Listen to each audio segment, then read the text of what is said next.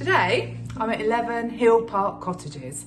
It is a super little cottage, very, very close to the town and all the amenities you could ever wish for. It has permit parking just out on the road there.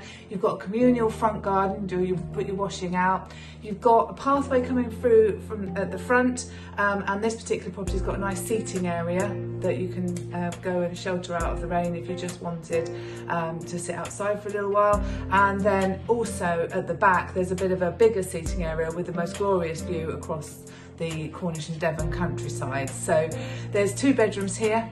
Kitchen's new and it's in a lovely little sage green colour, and the living room's open plan with a little utility room on the back. So if you want to find out more, then do call the office and look at the video, because there is an awfully long garden as well, so you might be pleased if you have got green fingers. Thank you.